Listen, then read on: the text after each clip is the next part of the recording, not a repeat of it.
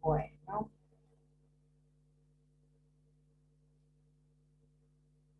buen día, los que ya están. Buen día.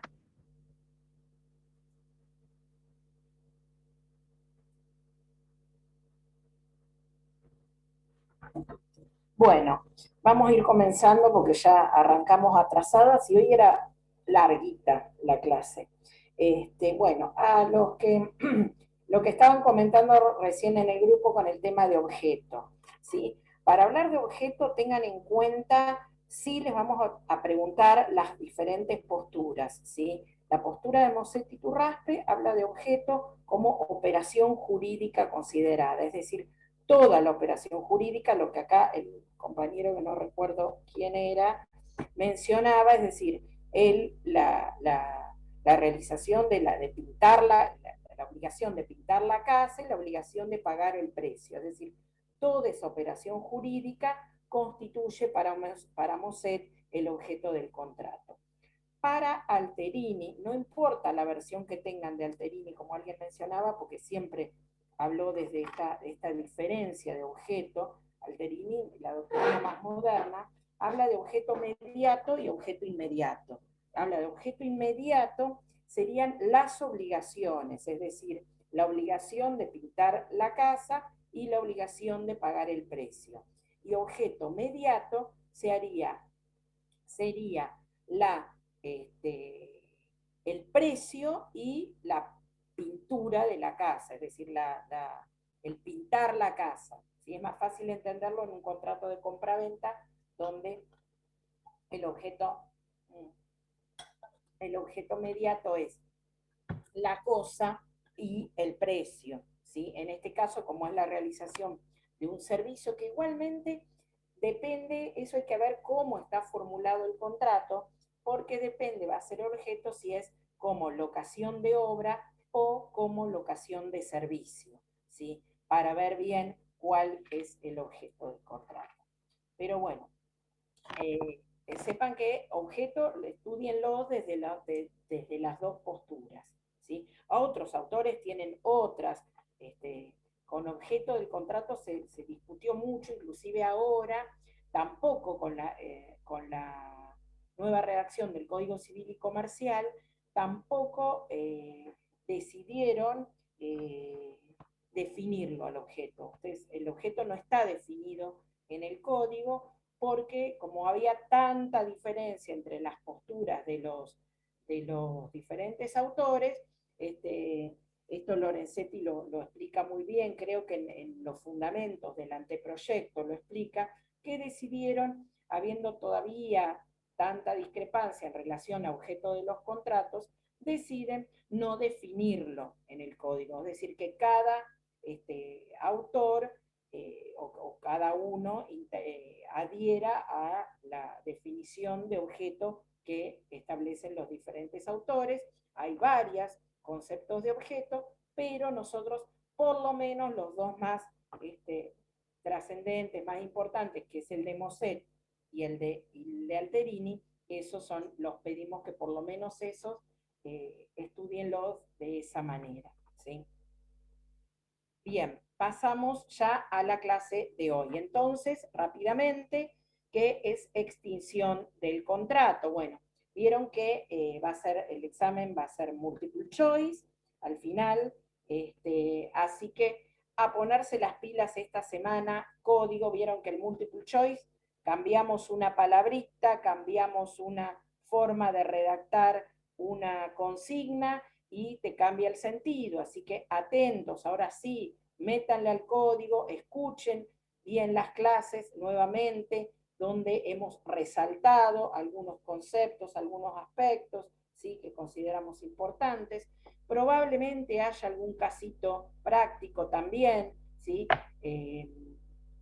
Además del multiple choice, también puede ser que haya algo que tengan que explicarlo, que tengan que, en ese caso, a veces lo que hace el sistema les corrige automáticamente la parte del multiple choice y luego nosotros evaluamos la parte que es de texto que han tenido que escribir. pero bueno, eso todavía no hemos definido las preguntas, pero bueno, sépanse, ya les digo, métanle pata, ahora sí, sí hicieron la previa lectura de los textos, ¿eh? Tienen que leer, obviamente no estoy diciendo, los manuales de cajón. ¿Por qué? Porque si no, no entiendo, no puedo relacionar. Así que previa lectura del tema en el manual, por ejemplo, en el tema de objeto de los contratos, si no leyeron el manual, en el código no van a tener una definición de contratos, por lo tanto, cuando se les pregunte, no van a saber responder esa consigna, ¿sí? Entonces, hay que leer los manuales. Bien, pasamos ya al... ¿Alguien en el chat preguntó algo? Ah, no. Ay, no, se me iba. ¿Cómo vos saco el chat?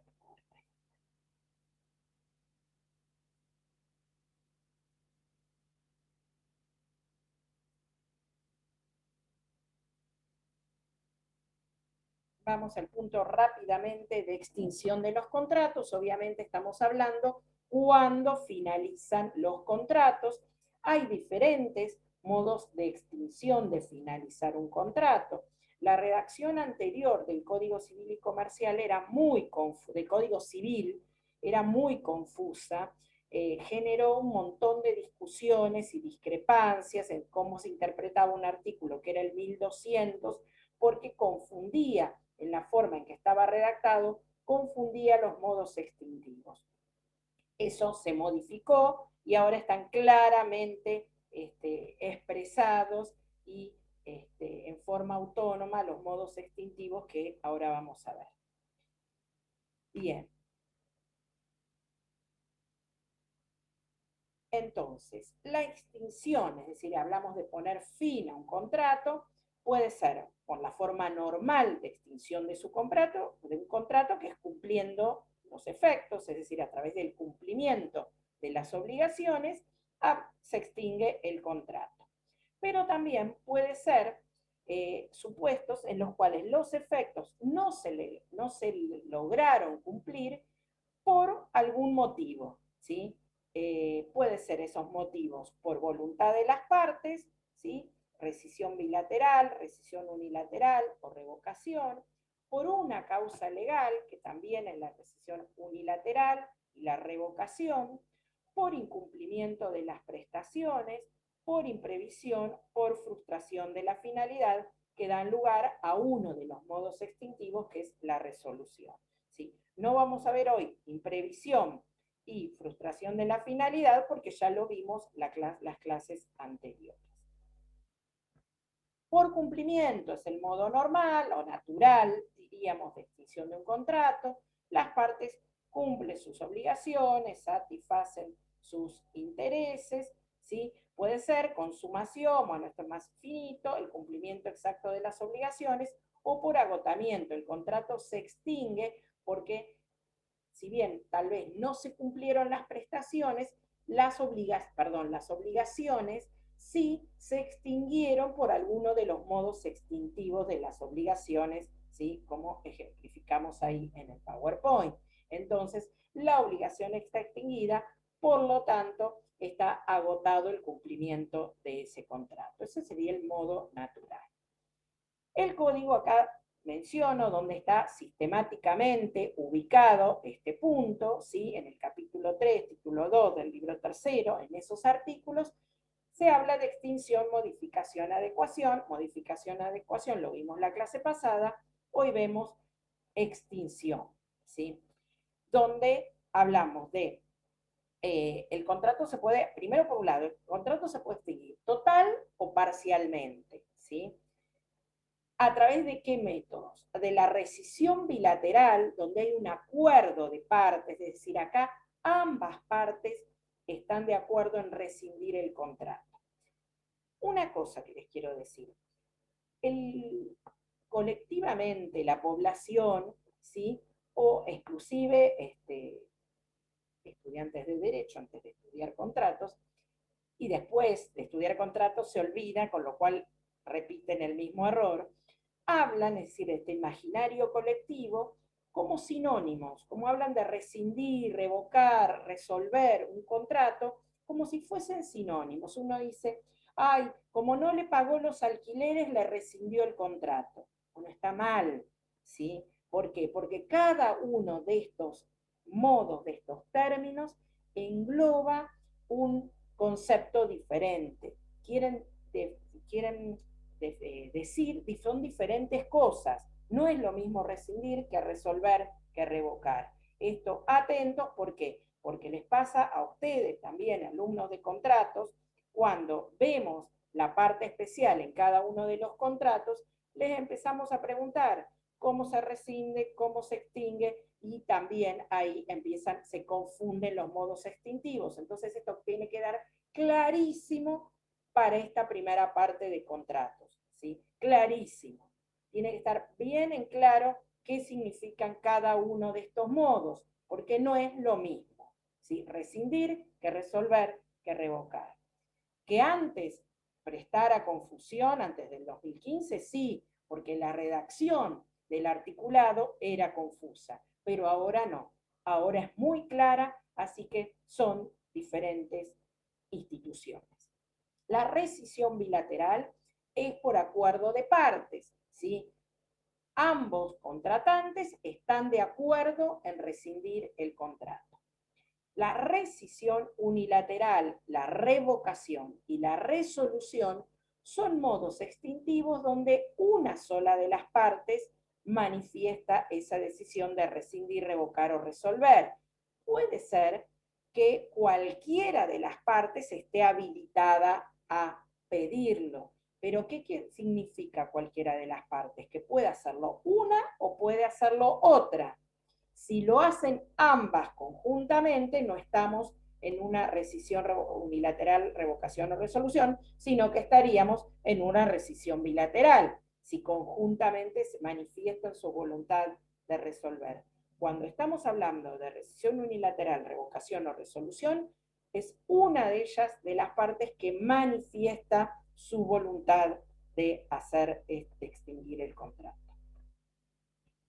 Rescisión bilateral, vamos con la primera, es el distracto. Así como hay contrato, hay distracto. Por mutuo acuerdo de partes, como decíamos recién, deciden, hay un acuerdo de voluntades para poner fin al contrato. Así como hubo consentimiento para celebrar el contrato, acá hay consentimiento para ponerle fin a ese contrato. Tiene que ver con la autonomía de la voluntad, que obviamente si las partes quieren dejarlo sin efecto, lo dejan.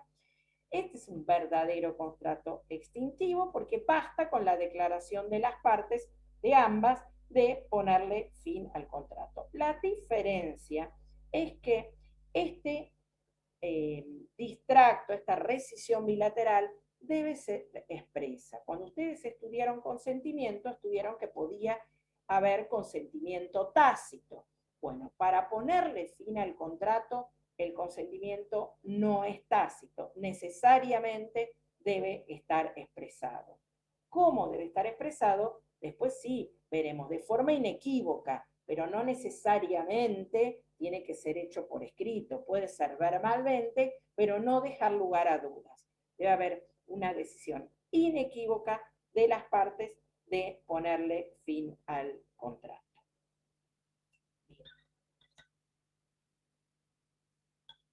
Esta es simple, es genial, es decir, decidimos ambas no querer continuar con esta relación contractual.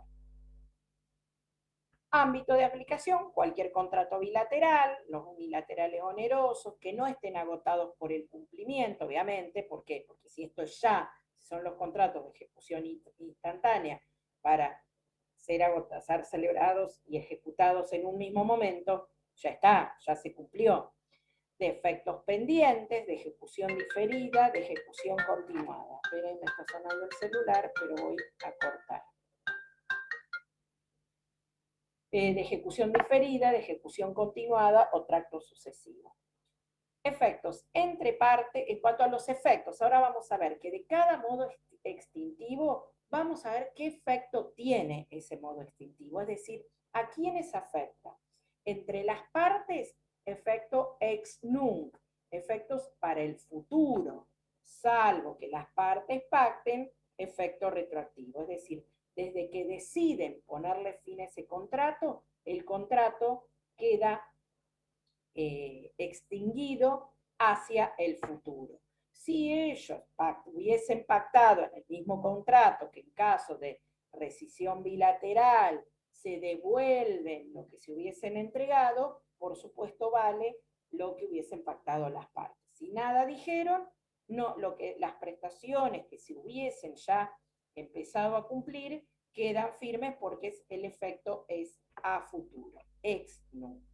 Con respecto a terceros, no, como es efecto a futuro, nunca los afecta a esos terceros, es decir, alguna relación, alguna obligación que se hubiese realizado respecto de terceros, queda firme porque este modo extintivo es ex nunc a futuro, por lo tanto, nunca los va a afectar a esos terceros. No puede renunciarse a la facultad de rescindir, porque no pueden las partes pactar en el contrato original que renuncian a la facultad de rescindir bilateralmente, porque estaríamos obligando a las partes a permanecer en una relación contractual toda la vida, ¿sí? De forma permanente. Entonces eso no se puede renunciar a esa facultad de rescindir. Bien. Estamos entonces, esta era la rescisión bilateral.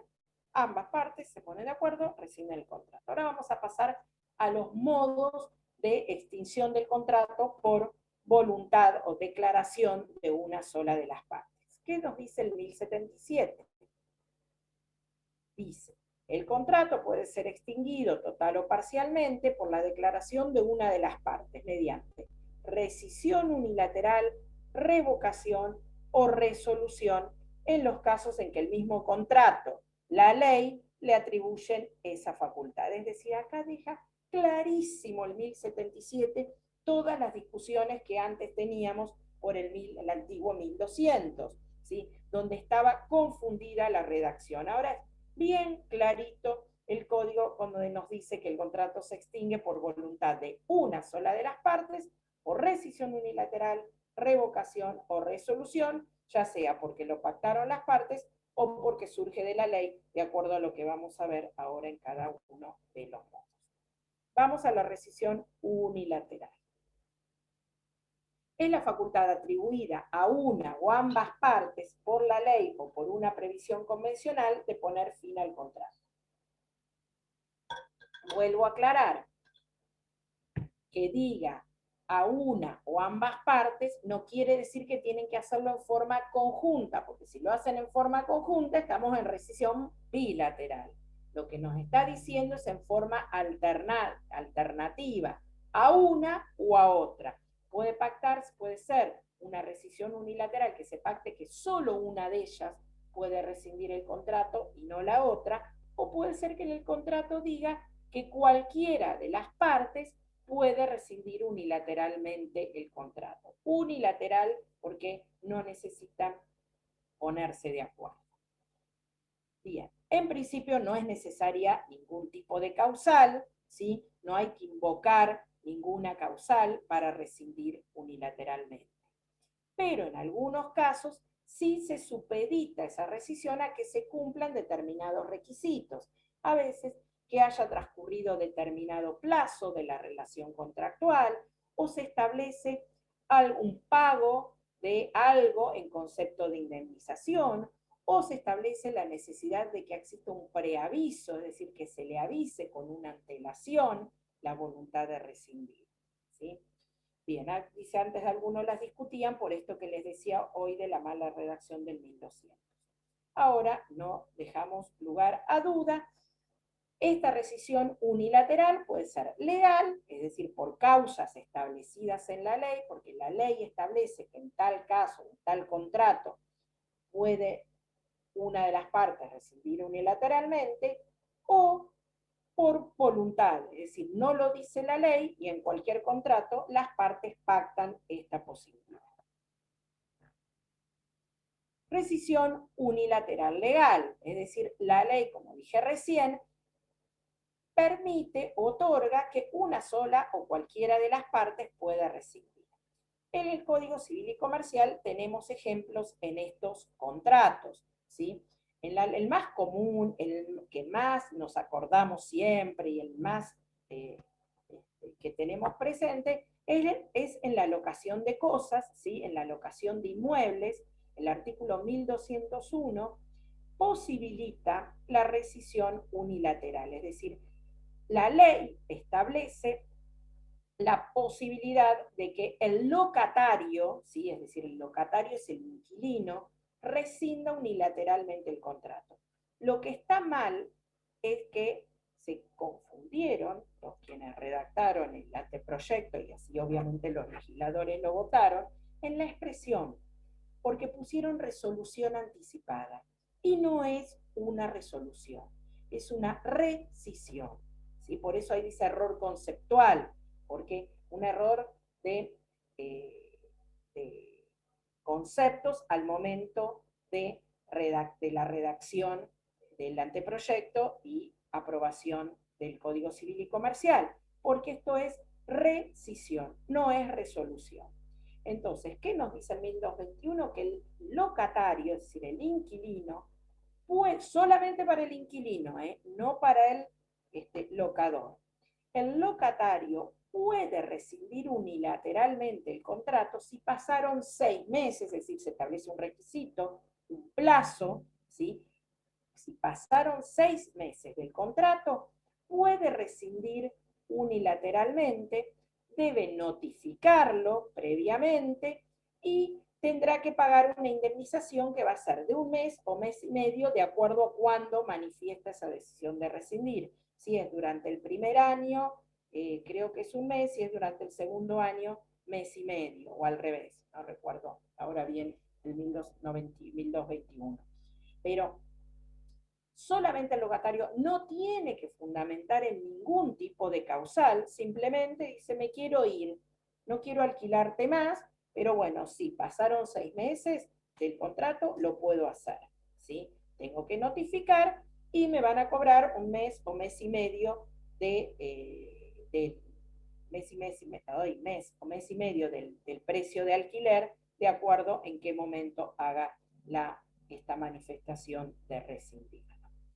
El otro supuesto de rescisión unilateral legal es el contrato de obras y servicios. ¿Sí? En el 1279 establece que cualquiera de las partes siempre debe dar preaviso. En 1279 dice que en el contrato de obras y servicios cualquiera de las partes puede rescindir unilateralmente siempre y cuando notifique a la otra previamente. Y específicamente en la locación de obras, el 1261 dice: para el comitente es quien encarga a otro la realización de una obra por su sola voluntad, si seguimos con el tema de unilateralidad, puede rescindir unilateralmente. En este caso, se establece también como un requisito la obligación de indemnizar por los gastos y trabajos que hubiese hecho hasta ese momento quien está a cargo de la obra, ¿sí? Y qué utilidad y eventualmente si hubiese llegado a obtener una utilidad por ese monto, ¿sí? Entonces, también está previsto la ley. La ley establece que se permite, por más que la parte no lo pacten, la ley lo establece. En el comodato es el préstamo de uso, que es gratuito, ¿sí? En este caso, el comodatario, el 1541, es decir, que el comodatario es quien está haciendo uso de la cosa, él puede rescindir unilateralmente el contrato, no el comodante, ¿sí? El comodante debe respetar el plazo. También hay otros contratos, pero no los mencionamos nada más porque son de derecho comercial. En los contratos bancarios, agencia, concesión, franquicia, también existe rescisión unilateral, pero no lo vemos en esta materia. Rescisión unilateral convencional. En este caso son las partes que lo manifiestan, lo lo expresaron al momento de celebrar el contrato, es decir, ya está pactado, ¿sí? Que las partes, ellas, las mismas partes pactan que una de ellas o cualquiera de ellas puede rescindir el contrato, es decir, está pactado. Bueno, ¿qué dice ahí? Por la sola voluntad, con recaudos y obligaciones, exactamente. La mayoría de los supuestos que generaban controversia son los que ahora tienen regulación, es decir, antes había muchos planteos judiciales porque no se entendía la redacción del 1200, entonces esto no se sabía si era rescisión o unilateral, las partes podían pactarlo o no, entonces generaba muchos problemas. Ahora ya el 1277 lo deja clarito que se posibilita la rescisión RUC, dice ahí, rescisión unilateral convencional, ¿sí? Procede, pueden hacerlo las partes, ¿sí? Ámbito de aplicación, contratos sin plazo o plazo indeterminado, es decir, los contratantes no pueden obligarse a perpetuidad, es decir, si no hay un plazo o el plazo es indeterminado, se presupone que unilateralmente pueden decidir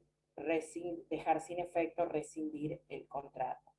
Y en aquellos contratos que sí tienen un plazo determinado, también pueden las partes pactar la rescisión unilateral, ¿sí? Aún antes del vencimiento del plazo, ¿sí? Salvo que por cuestiones de orden público no se le permita. Por ejemplo, dijimos que el locatario era un supuesto de rescisión unilateral legal, pero ¿y el locador? El locador solamente puede resolver el contrato, no rescindir, resolver en el caso de determinados incumplimientos, ¿sí?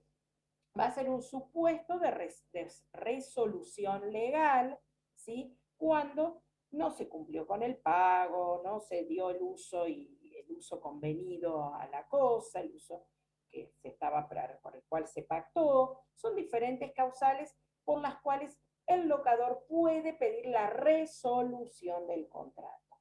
Pero ¿puede rescindir unilateralmente? No, porque en materia de locaciones urbanas, las normas, el plazo sobre todo, tiene carácter de orden público, es decir, porque es para protección del locatario.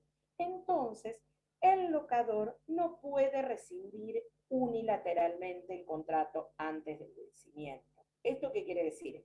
Que si se pone de acuerdo con el locatario y deciden ambos, es decir, el no se continuar la relación contractual, ¿pueden hacerlo? Sí, perfectamente, porque ahí sería rescisión bilateral legal.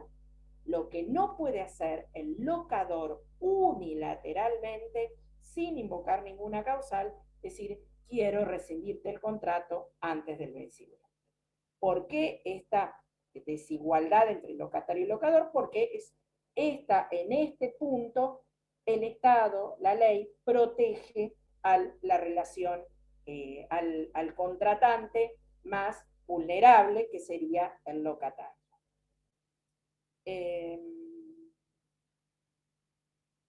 Bueno, también este tema de la facultad de rescindir unilateralmente, hay que en los contratos por adhesión, ¿sí? Contratos de consumo, hay que revisar bien las posibles cláusulas abusivas, ¿sí? Porque a veces esta facultad de rescindir unilateralmente puede ser en perjuicio del consumidor. Entonces, en ese caso, como sabemos, cuando se interpretan los contratos de consumo, esa cláusula es nula.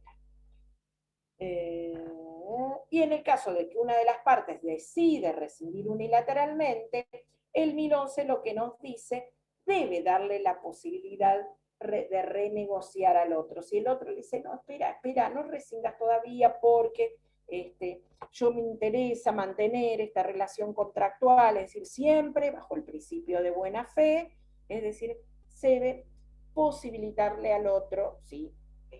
La facultad de poder continuar. Es decir, esto viendo a los principios generales de interpretación, ¿sí? De mantener, de la conservación del contrato, exactamente, todo eso, de permitir de continuar la relación. pero no obligadamente, obviamente, si no quiere, no quiere. El artículo 1078 lo vamos a ver al final, porque son de algunas disposiciones que son generales a todos los modos extintivos de declaración unilateral de voluntad. Así que ahora después, cuando terminamos resolución, vemos el 1078. El 1079 nos habla de los efectos. Dijimos que íbamos a ver de cada modo extintivo qué efecto tenía. Acá también, ese efecto a futuro, ex nunc, ¿sí? Salvo pacto en contrario, salvo que las partes pacten que la posibilidad de que se retrotraigan los efectos. Pero si no, en principio es ex nunc. En los contratos de tracto sucesivo, los efectos ya cumplidos quedan firmes y cuando corresponda, restitución de lo recibido. Como ejemplo, le puse la locación de inmuebles.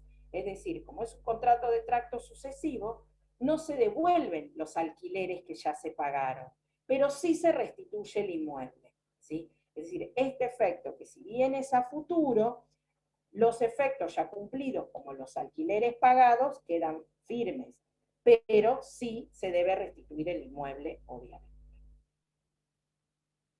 Bien. Vamos a la revocación.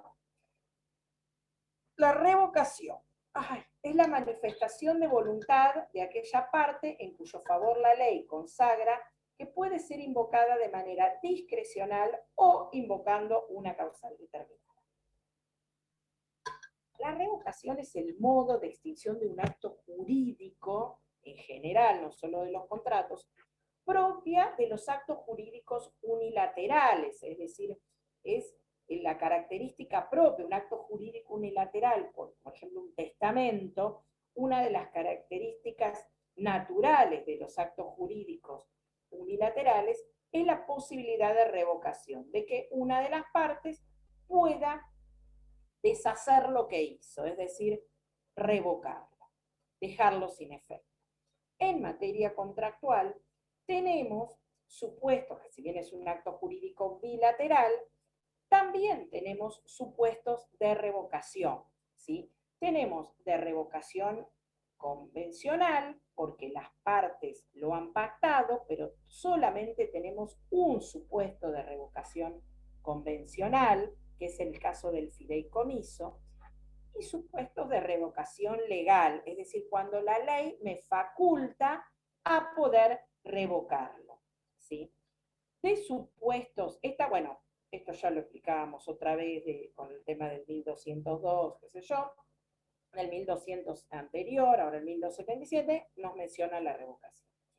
El fideicomiso es un contrato por el cual un fiduciante le entrega un capital a un fideicomisario, ¿sí? Para que este fideicomisario lo administre y luego, cumplido determinado plazo, condición, ese capital es para un fiduciario. Creo que dije bien los nombres de las partes. Entonces, en el fideicomiso, el fiduciante, es decir, quien entrega el capital, es el que puede revocar el contrato si se hubiese pactado, ¿sí? Ese sería el único supuesto de revocación convencional que tenemos hoy, que porque las partes lo hayan pactado, siempre y cuando que se haya pactado en este contrato de fideicomiso.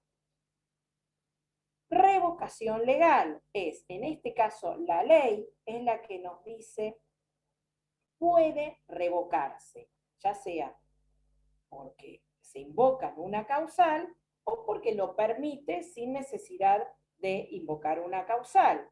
Y tenemos, por ejemplo, el mandato, en el contrato del mandato, el mandante puede revocar ese contrato de mandato y no tiene por qué explicar ninguna causal, ¿sí? El mandato es el contrato por el cual alguien le encarga a otro la realización de un acto jurídico. Quien encarga la realización del acto jurídico, ¿sí? Es el dueño del negocio. Él es el que puede, en cualquier momento, sin tener que invocar una causal, decirle, no, mira, no me interesa que me sigas representando, por lo tanto, revoco ese mandato, ¿sí? Ahí no tiene que invocar ninguna causal.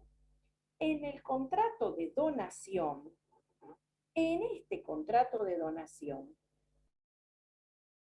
sí se puede revocar, ojo, porque esto también después lo recalco cuando vemos el contrato de donación. ¿Por qué? Porque el principio general es, la regla, mejor dicho, no principio, la regla general es la irrevocabilidad de las donaciones. Es decir, si se donó algo, en principio no puedo pedirlo que me lo devuelvan, ¿sí? Que yo siempre les digo, y así se acuerdan, Moniquita, Moniquita, lo que se regala no se quita, ¿sí?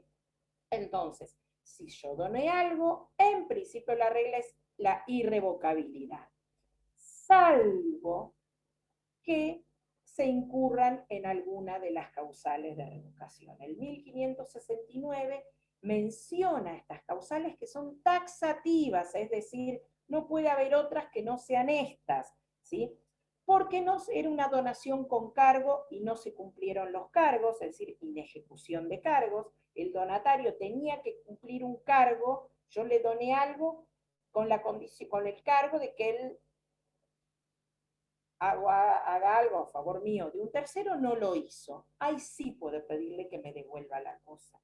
En el caso de ingratitud, sería el segundo supuesto, yo le doné algo y después yo estoy en la miseria absoluta y este desgraciado no siquiera es capaz de venir ni a visitarme, me niega alimentos, ¿sí? O tal vez estuvo públicamente difamándome y hablando mal de mí. Son los supuestos de ingratitud. Entonces, en ese caso, bueno, devolveme lo que te doné.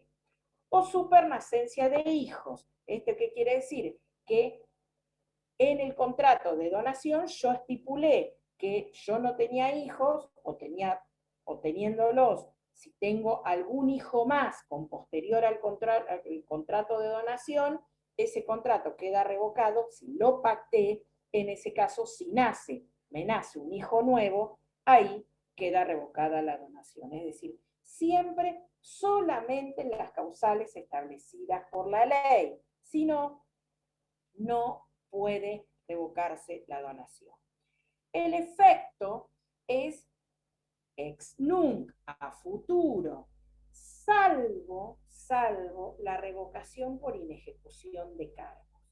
En ese caso, puedo llegar a tener efecto retroactivo. Es decir, sería el único supuesto del modo extintivo del efecto, del modo extintivo revocación, que tiene efecto retroactivo. En el único caso es la revocación de la donación por inejecución de cargos.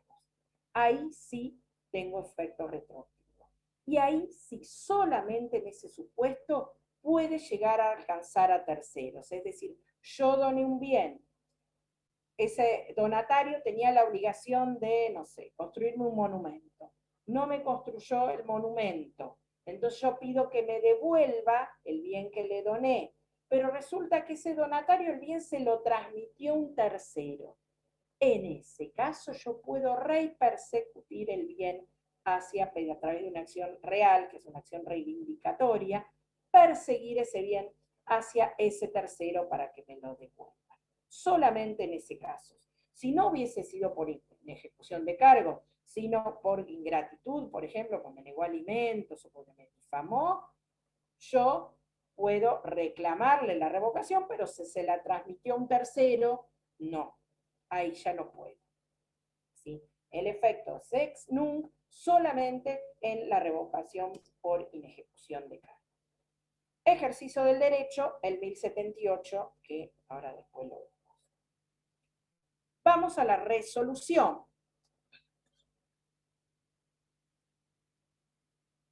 Yo estoy yendo rápido porque hoy arrancamos tarde, ¿no? Bien, implica la extinción, pero ¿me van entendiendo? ¿Me van entendiendo los modos? Sí, profe. Bien, bárbaro. Implica la extinción por una causal sobreviniente prefijada por la ley o por voluntad de las partes. Es decir, ya nos está diciendo el concepto que puede ser legal o convencional. Necesariamente es sobreviniente, porque si la extinción fuese en el momento de celebrar ya estaríamos en otro modo extintivo o ineficacia, o estaríamos, a mejor dicho, ante una ineficacia, ¿sí? Como una nulidad, por ejemplo, ¿sí? O una inexistencia. Pero acá estamos hablando de que sea sobreviniente. Puede ser imputable a alguna de las partes, por decir porque hubo un incumplimiento, o extraña la voluntad de las partes, por ejemplo, una condición resolutoria, es decir, se pactó en el contrato que este contrato iba a tener efectos, mientras tanto no se cumpliera determinada condición. La condición se cumple, se resuelve el contrato. En este caso, opera de pleno derecho. En cambio, cuando se trata de incumplimiento, tiene que ser a petición de parte. Y ahí es donde va a funcionar lo que vamos a ver del pacto comisorio, o como ahora se dice en el Código Civil y Comercial, facultad resolutoria. ¿Sí? Nosotros igualmente le decimos por costumbre pacto comisorio, pero el Código Civil y Comercial lo regula como facultad resolutoria. Hasta el teléfono fijo, porque eso no puedo cortar. Bien.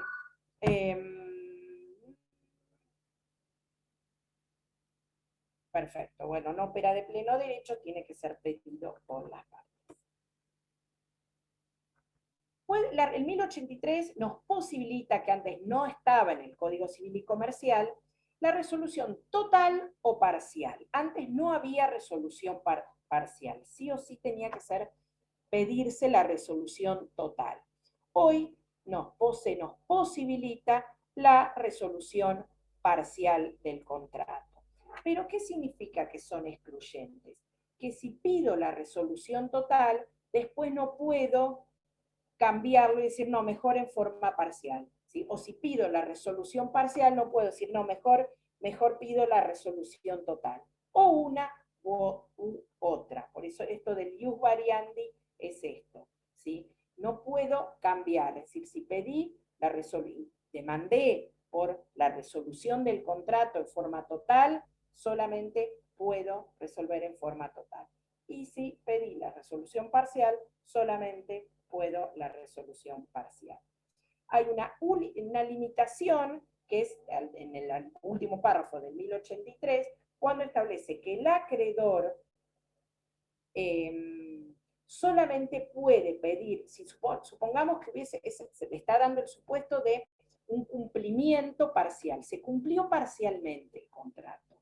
El acreedor solamente va a poder pedir la resolución total si ese cumplimiento parcial no le sirve, no le alcanza. Es decir, si con ese cumplimiento parcial puede satisfacer, aunque sea parcialmente, el fin del contrato, no se le va a poder pedir la resolución total. ¿Sí? En este caso, como que se invierte la carga de la prueba y es el acreedor el que tendrá que probar, ¿sí?, que eso no satisface su interés, la resolución parcial. ¿Sí? Que por eso quiere resolver totalmente el contrato. ¿Sí? ¿Cómo se configura ese incumplimiento?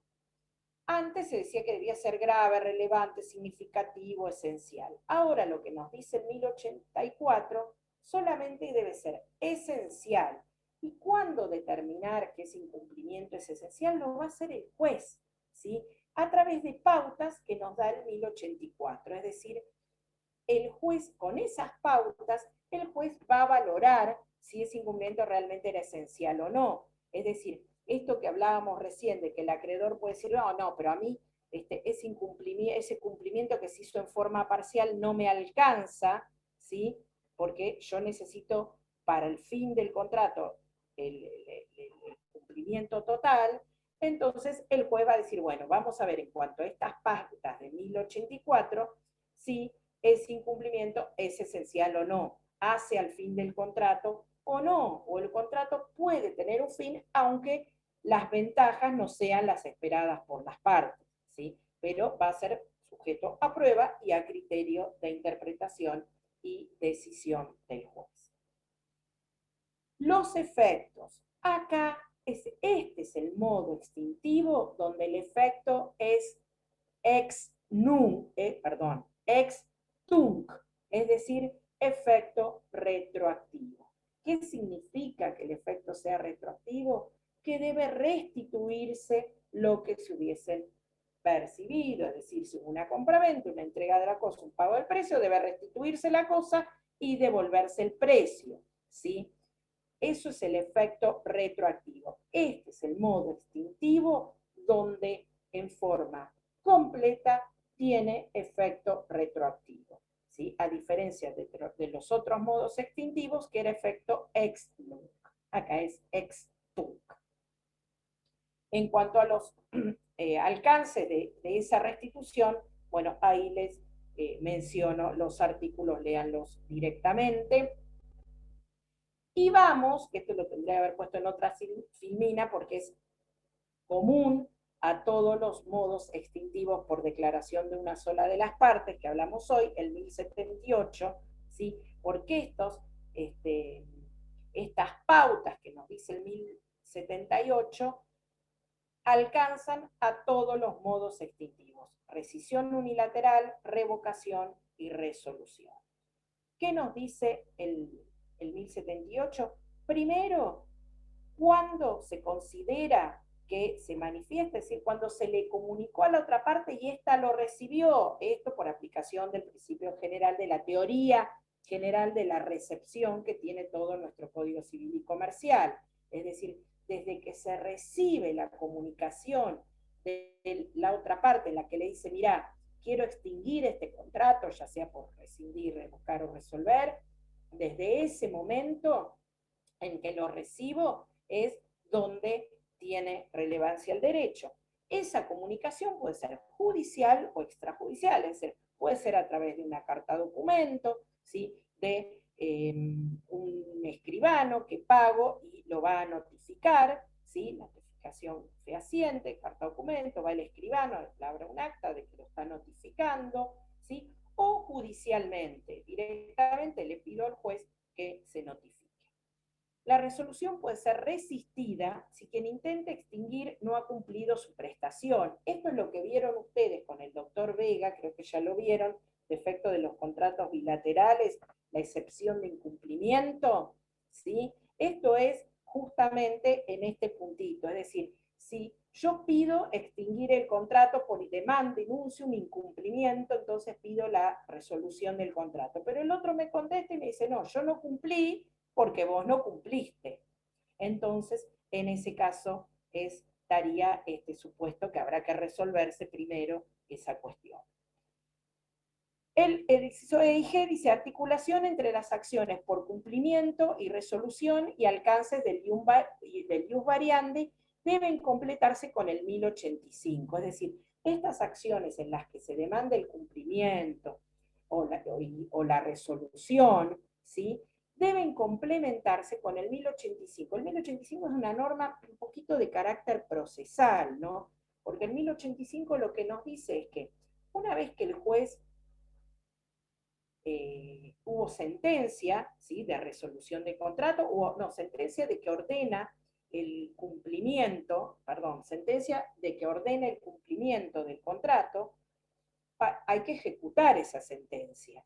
Si el demandado no ejecuta la sentencia, el acreedor, el actor, mejor dicho, lo que puede hacer es decir, bueno, la verdad que ya me harté. Yo al principio quería que me cumpla, demandé el cumplimiento del contrato, quería que me lo cumplan, pero ahora ya estoy harta. Hay una sentencia, hay un juez que condenó a que cumpla, a que se ejecute esa sentencia y el demandado no lo hace. Entonces a mí no me interesa más, no quiero saber más nada con esta parte, ya no quiero mantener de ninguna manera esta relación contractual, entonces pido la resolución del contrato.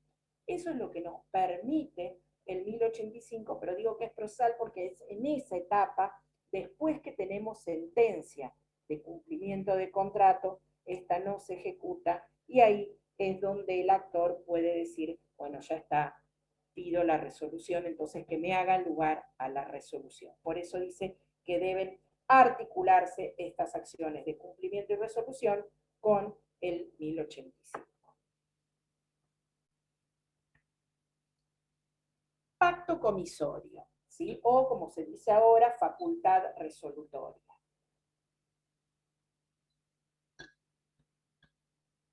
Esta facultad resolutoria va a funcionar cuando existe el incumplimiento en una de las partes, ¿sí? El incumplimiento de las prestaciones.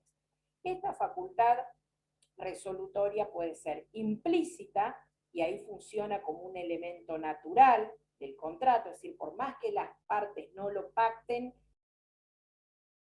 existe esta facultad, existe implícitamente esta facultad de pedir la resolución por incumplimiento, o si las partes lo pactaron, funciona como una facultad resolutoria expresa, ¿sí? Es decir, las partes lo pactaron, que posibilitan que ante determinado incumplimiento pueda pedir la resolución del contrato. El 1086, esta facultad resolutoria expresa, el 1087, 88, 89, la implícita, ¿sí? La expresa, por ejemplo, cuando se estableció un plazo, ¿sí? De cumplimiento, ¿sí? Y las partes expresamente manifiestan que si vencida la fecha del pago de tal cosa, o de entrega de la cosa, no se cumplió, se posibilita el ejercicio del pacto comisorio. Entonces ahí es automático. ¿Vieron cuando se llama la mora automática y eso? Bueno, así. Automáticamente no es necesario interpelar, no es necesario dejar pasar determinado plazo para que el otro pueda cumplir desde que yo le manifiesto mi decisión de resolver. No. En el pacto comisorio expreso o facultad resolutoria expresa es automático. En cambio, porque las partes lo pactaron. Cuando es implícita, ya no es automático, ya tengo que intimar, dejar un plazo para ver si a quien estoy reclamando cumple o no. Y ahí terminamos. Ah, claro, pues le corté. Tenía acá también la filmina de lo que vimos en la clase pasada de frustración del fin, pero la saqué porque ya lo vimos. ¿Sí? Entonces, volvemos aquí arriba de todo, ¿sí? A la primer filmina para poder volver a entender, integrar todo lo que vimos hasta ahora, ¿sí? Hablamos de rescisión por voluntad de las partes, que puede ser rescisión bilateral, rescisión unilateral o revocación. Por una causa legal, rescisión unilateral o revocación. Por incumplimiento de las prestaciones, imprevisión y frustración de la finalidad, da lugar a la resolución. ¿Se acuerdan que en la otra clase le dije, no sé por qué está en el programa frustración de la finalidad como modificación del contrato, cuando no da lugar a el efecto no es la modificación del contrato, sino la resolución? Es acá donde lo tenemos que ver. Yo quería esta figura, ¿sí? Esto es importante que quede claro. Yo creo que ahora es mucho más fácil estudiar este tema que los alumnos que teníamos antes del 2015, donde era difícil explicarlo porque estaba confuso el código. Ahora es bien clarito: rescisión bilateral, hay acuerdo de partes; rescisión unilateral, revocación y resolución, es voluntad de una de las partes. Después van a ver, como vimos, algunas son convencional, las partes lo pactaron, y otro es legal porque la ley así lo dice. Y otra cosa importantísima, tener en cuenta el tema de los efectos, ¿sí? Que todas son efectos a futuro menos la resolución, que es efecto ex tunc, efecto retroactivo. Y en la revocación de la donación por incumplimiento de cargos, ahí también tiene efecto retroactivo, ¿sí? Estamos, más o menos, pudimos ver globalmente ahora todo lo que vimos hoy en la clase.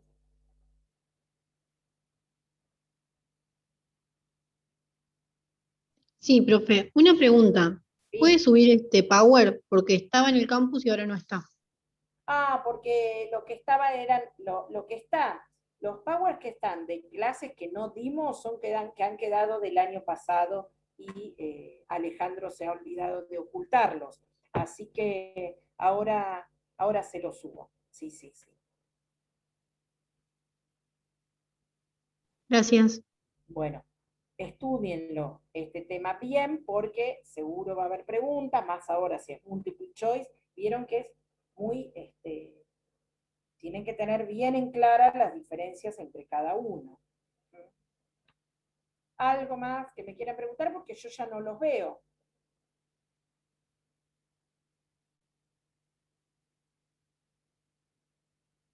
¿De algún otro tema?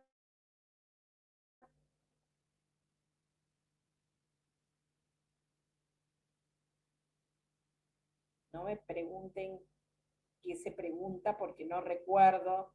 Si fuera antes cuando hacíamos en la presencial, tomábamos siempre preguntas, 3 o 4 preguntas a desarrollar y ahí más o menos me acordaba y les iba diciendo. Ahora no me acuerdo las preguntas.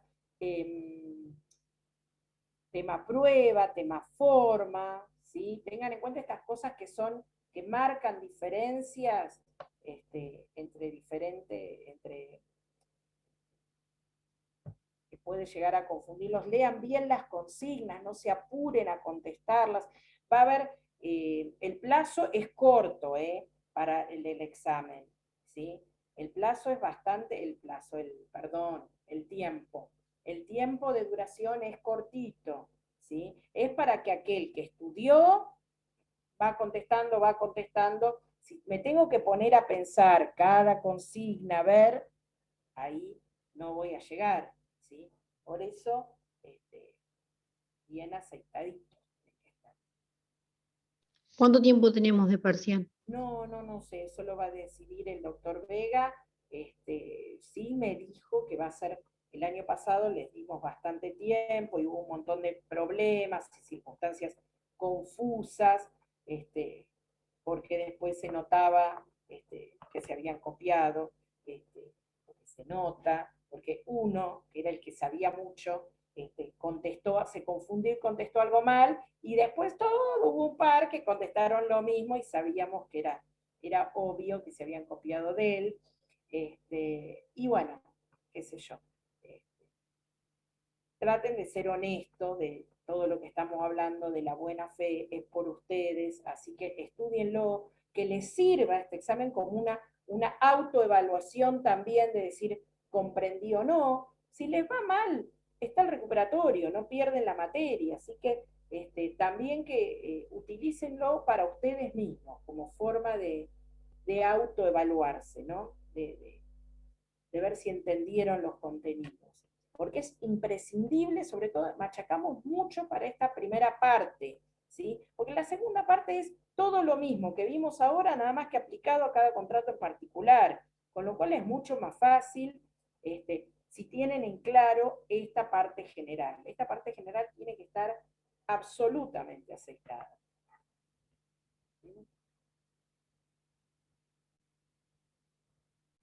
Bueno, si no hay más preguntas, finalizamos y los libero. Gracias. Gracias, profe. A ustedes. Nos vemos. Hasta el viernes. Bueno, viernes no nos vemos.